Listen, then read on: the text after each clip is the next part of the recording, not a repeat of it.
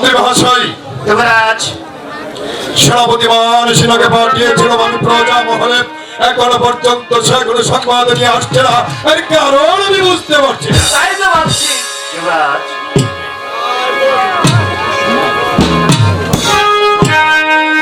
আমি সেনাপতিমান সিংহ, আপনি আমার এই রাজ্যের সেনানায়ক বীর বিক্রম, বীর পুরুষ হয়ে কা পুরুষের মতো মাথা নিচু করে দাঁড়িয়ে আছেন। বলুন প্রজা মহলের কি সংবাদ? মহলের সংবাদ আমি কথাটা বলতে সাহস পাচ্ছি না মহারাজ। সেনাপতিমান সিংহ, মহারাজ, আমি এই বিজয়নগরের ভাগ্য বিধাতা, আমি আপনাকে অভয় দান করলাম। এই মুহূর্তে আপনি নির্ভয়ে খুলে বলুন। মহারাজ, আমি গিয়েছিলাম আপনার আদেশ নিয়ে প্রজা মহলে রাজ করা দায়ী করার জন্য, কিন্তু প্রজারা যে কথা বলেছে তখনই আমার বুকে রক্তগুলি টকবক করে ফুটে উঠেছে। আপনার হুকুম থাকলে প্রজা নেই করি। না না না না মহারাজ, কিন্তু প্রজার একটা কথা বলেছি মহারাজ। বলুন কি বলেছে? প্রজারা বলেছে আপনি বাড়ির চাকর রামানন্দর মেয়েকে বিয়ে করেছেন বলে প্রজারা আপনাকে রাজ করো দেবে না, এমনকি রাজ্যেও থাকবে না।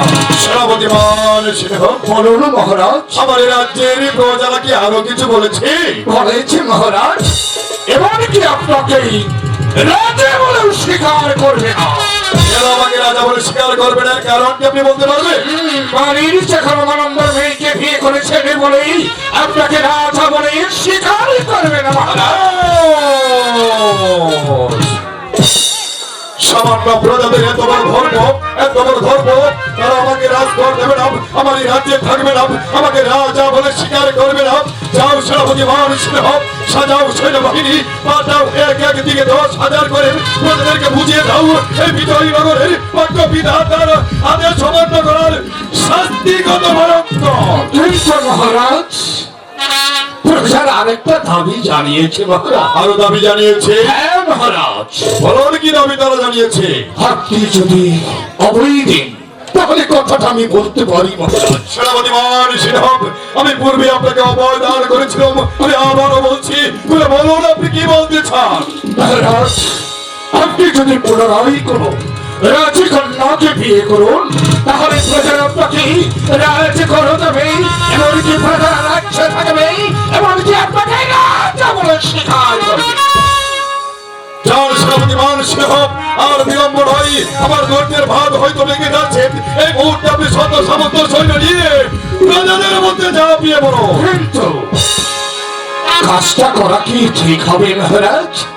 আমি বলছিলাম প্রজাদের মঙ্গলার্থে আপনার তীর্থদান গ্রহণ করাটা ভালো হবে। সেনাপতিমান সিংহ, বলুন মহারাজ। আপনি আমার অধীনস্থ যা কর বলে মনে করি, তাই তো আর এখানে কথা না বাড়িয়ে আমি যা আদেশ করেছি আপনি অপরাধ ঠিক আছে, ঠিক আছে মহারাজ, আমি এই মুহূর্তে সমাগারে চলে যাচ্ছি মহারাজ। মন্ত্রী মহাশয়, যুবরাজ, আপনিও যান, এই মুহূর্তে সেনাগারে ছুটে যাবেন। সেনাপতিমান সিংহকে গিয়ে সহযোগিতা করুন, শত সামন্ত সৈন্য সাজান, পাঠান এক এক দিকে 10,000 করে। ঠিক আছে যুবরাজ, আমি তাই করছি।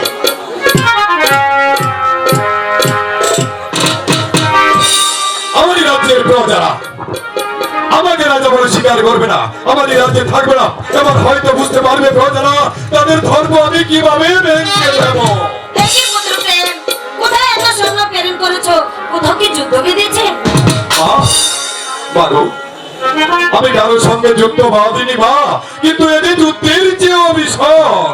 কি হয়েছে পুত্র প্রেম? মানু, আমার এই রাজ্যের প্রজারা দাবি জানিয়েছে আমি গরিবের মেয়ে আরবতীকে বিয়ে করেছি বলে তারা আমার এই রাজ্যে থাকবে না, তারা আমাকে রাজ কর দেবে না, এমনকি তারা আমাকে রাজা বলে স্বীকার মানু, এ কথা আমি সহ্য করতে না পেরে আমি সৈন্য প্রেরণ করেছি মা। পুত্র প্রেম, আমার সঙ্গে না জেনে সৈন্য প্রেরণ করা তোমার মোটেও উচিত হয়নি। তাই বলছি তুমি সেই সৈন্যগুলো ফিরিয়ে নিয়ে এসো। মা, এ কিছুতেই সম্ভব নয় মা, আমি আর কিছুতেই সৈন্য ফিরিয়ে আনতে পারবো না মা। পুত্র প্রেম, এই রাজ্যের মঙ্গলের জন্য আমি বলছি তুমি দ্বিতীয় দান গ্রহণ করবে। মা, হ্যাঁ পুত্র। বাবু, তুমি কি বলছো মা? তুমি তো জানো মানুষের মাত্র একটি হৃদয়, আমার সেই হৃদয়ে আমি আমার ভালোবাসার অনুভূতিকে স্থান দিয়েছিলাম। এই হৃদয়ে আমি পারবো না অন্য কোনো নারীকে স্থান দিতে। পুত্র প্রেম, সামান্য একটি নারীর মায়ায় পড়ে তুমি অমান্য করবে মাতৃ আজ্ঞা? মাতৃ আজ্ঞা, মাতৃ আজ্ঞা, মাতৃ আজ্ঞা। যেই মাতৃ আজ্ঞা পালন করতে পঞ্চভাগে দ্রৌপদীকে করেছিল পঞ্চভাগে বিভক্ত। সীতার হাত ধরে রামচন্দ্র গিয়েছিল বনবাসে।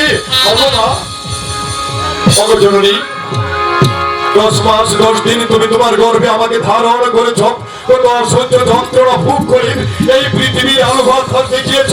তাই তো তোমার কাছে আমি ঋণী ভাব, তুমি আমাকে ক্ষমা করে দাও। আমি তোমার প্রস্তাবে সম্মত আছি। এই কে আছিস? শর্মা ঘটককে এখানে পাঠিয়ে দে। নমস্কার, নমস্কার, নমস্কার। আমাকে আদেশ করুন, আমাকে কি জন্য স্মরণ করেছে? আমি তোমাকে দেখেছি, তোমাকে খুঁজতে হবে কোথাও কোনো রাজকন্যা আছে নাকি। আমার পুত্র প্রেম কুমারকে আবার দ্বিতীয় বার গ্রহণ করাবো। বেশ তো, আছে তো, আমার কাছে কোনো কিছুর অভাব নেই। আপনি যা বলবেন তাই হবে। তর্ক রাজ্যে ভাইয়া মীরা কুমারী রূপে গুণে একেবারে তো আপনি আদেশ দিলে আমি তর্ক রাজ্যে চলে যেতে পারি। ঠিক আছে, তুমি চলে যাও। তুমি গিয়ে সে রাজকন্যার সঙ্গে আমার প্রেম কুমারের বিবাহ দিন ধার্য ঠিক করে আসো। ঠিক আছে, নমস্কার, নমস্কার। হে ঠাকুর, তুমি আমার পুত্র প্রেম কুমারের সহায় থেকো ঠাকুর, সহায় থেকো।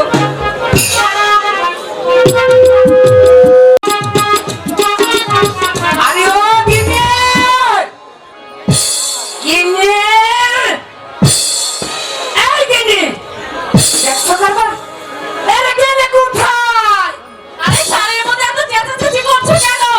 এ? আরে চেঁচাচ্ছে কি সাধে? কোথায় গিয়েছিলে? হাঁটতে হাঁটতে ঠাকুর পাড়ায় গিয়েছিলাম। দেখছো কারবার? এই এই ঠাকুর কোন শালারে? হ্যাঁ? সুন্দরী নারী দেখলে ঠাকুরেরা বলতে পাইতে বসে। এই রাজ্যে কোনো ঠাকুর আছে নাকি? হ্যাঁ? আহা, তোমার যা কথা। ও গিন্নি, আজকে না বিরাট বড় একটি বিয়ের ঘটকালি পেয়েছি। তা? ও, আমি ঘটকালি শেষ হলে যা টাকা বসে পাবো তোমার কানে দিব শোনা, হাতে দিব শোনা, গলায় দিব শোনা। আহারে, কত ভালো। ভালোই তো ও গিন্নি, হ্যাঁ গো, সব কিছুই ভালো কিন্তু এক বিষয় তো ভালো না। কি আছে তোমার? হাতে পালাকবো, পাউটি পালাকবো? আরে কিচ্ছু লাগবো না গিন্নি। কি গো গো? ওই যে পাশের রাত্রে যে গানটা শুনেছিলাম, এই গানটা আমাকে শুনিয়ে দাও, আমি এখানে খুশি মনে ঘটকালি মনটা যদি খোলা যেত সিন্ধুকের মতো, দেখাইতে পারিতাম তোমায় ভালোবাসা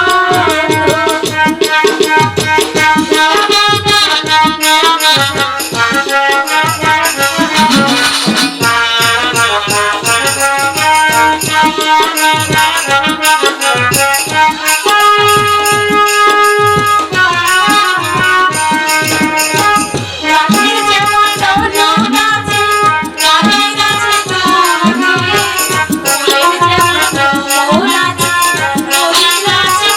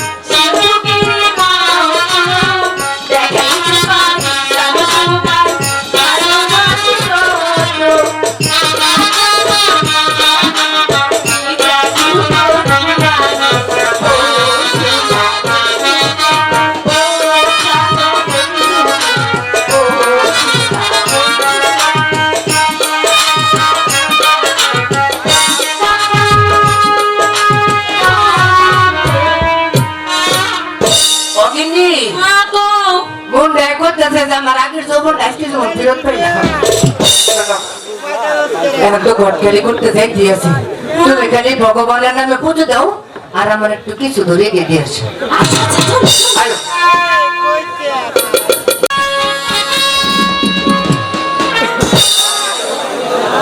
নমস্কার নমস্কার।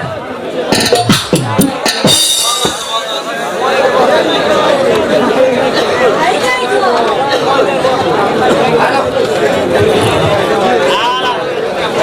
হ্যালো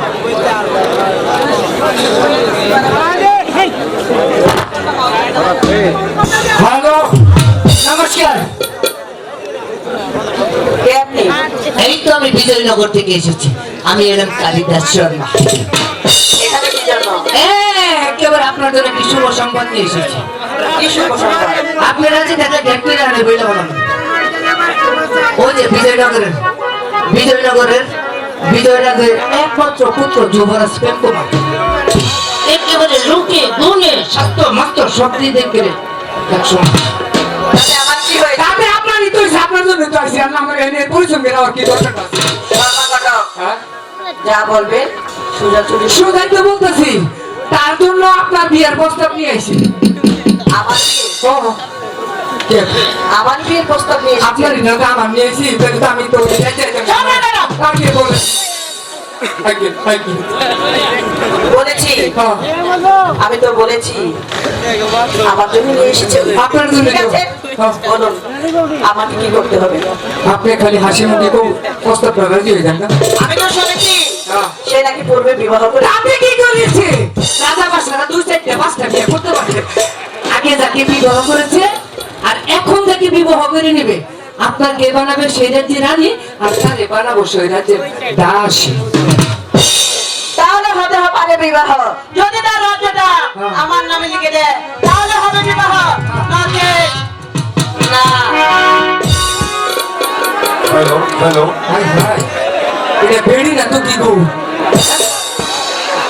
আমরা দেখতেছি শুরু কাল থেকে যে বেড়ি বা যেবার থেকে বেড়ারে ও নিজে বেড়াই বেড়ি রেখে নুন লাগবো। একটা আমার কি, আমি যে মহারাজ দিয়ে বই কে আপনার রাজ্যটা দিয়ে বিয়ে করে নিয়ে লাগবো, দিলে দেখতে না দিলে না, তাই না? আমার কোনো সমস্যা নেই।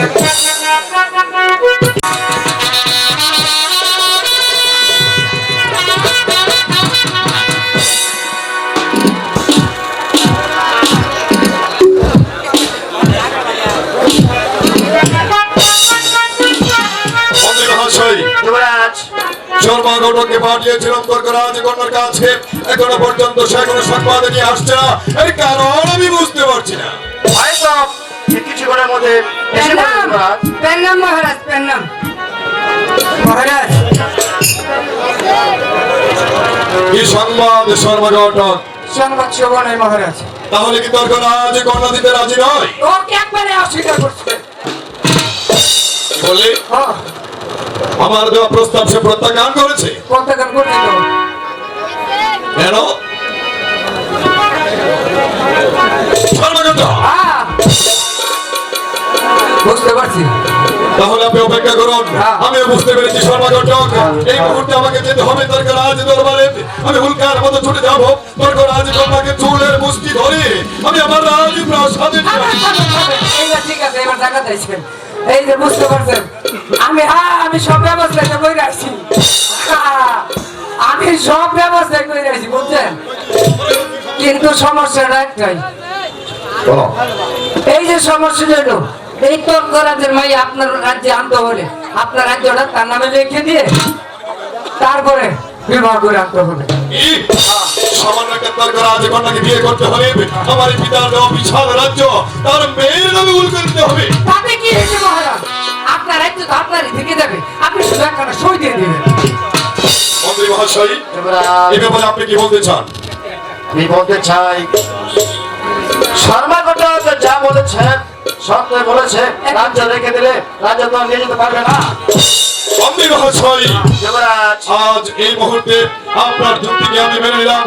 যার শর্মাগৌড় আমার অপে চলে যাবেন তর্করাজ কন্যার কাছে, তারপর বিবাহের দিন তারিখ ধার্য করে আপনি আমার রাজ প্রাসাদে আসবেন। ঠিক আছে যুবরাজ, আমি যাচ্ছি। যাও। এই মুহূর্তে কি বিয়ের কাজ? মহারাজ, আমি বলছিলাম কি এই বিয়েতে পাঠা বলি হবে না পাঠা বলি?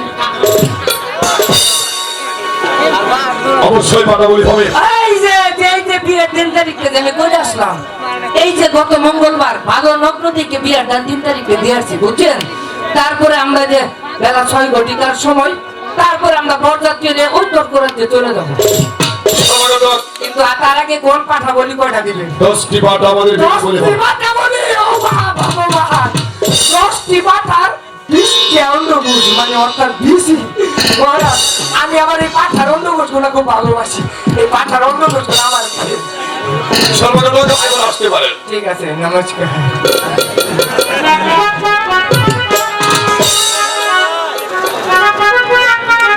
আজ বাদে কাল আমার বিয়ে, সোনাই নহবত বাজবে, কিন্তু খুশিতে আমি হাসতে পারছি না কেন?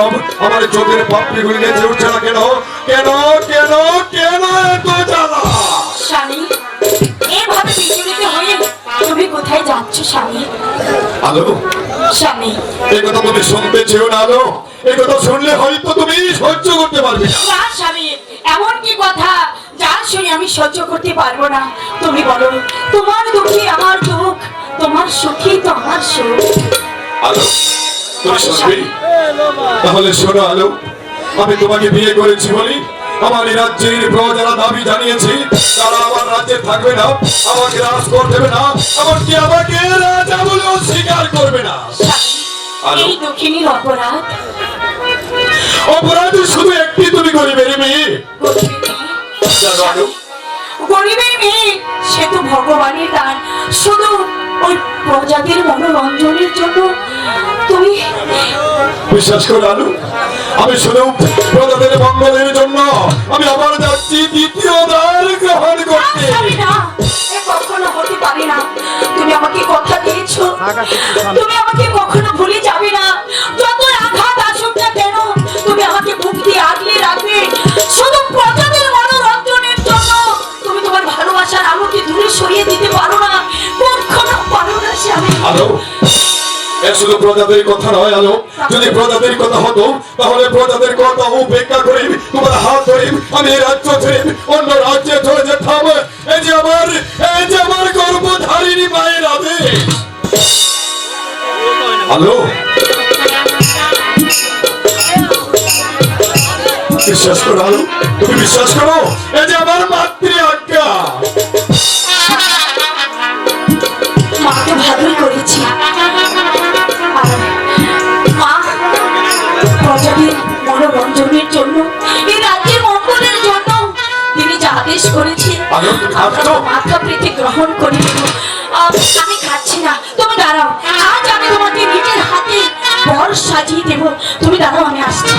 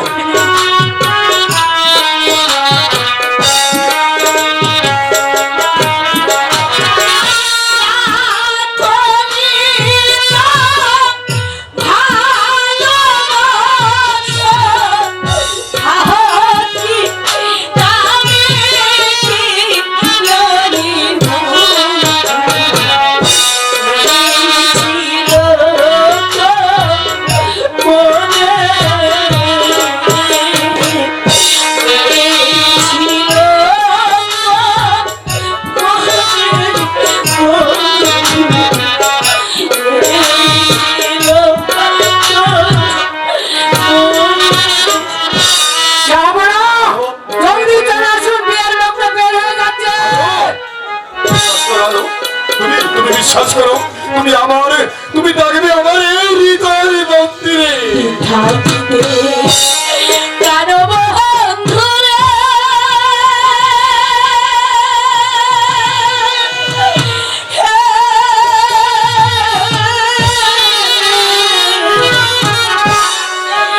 ওরে বন্ধু আমার প্রাণের কথা বলিয়াছি। আলো,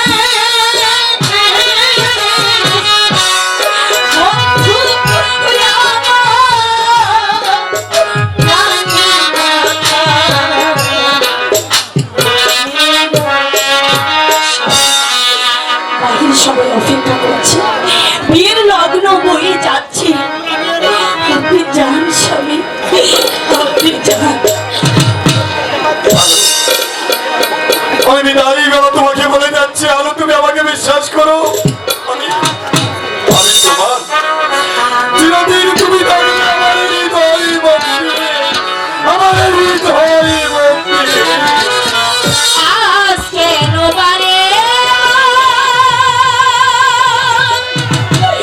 মনে চাই দেখিবা ক্ষণিক দাঁড়াও দেখি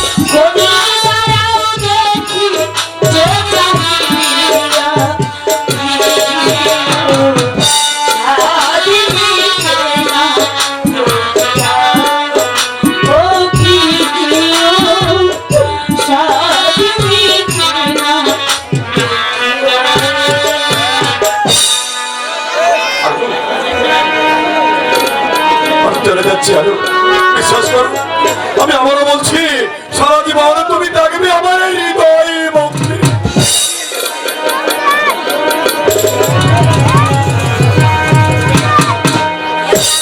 গেলো সুন্দর ও না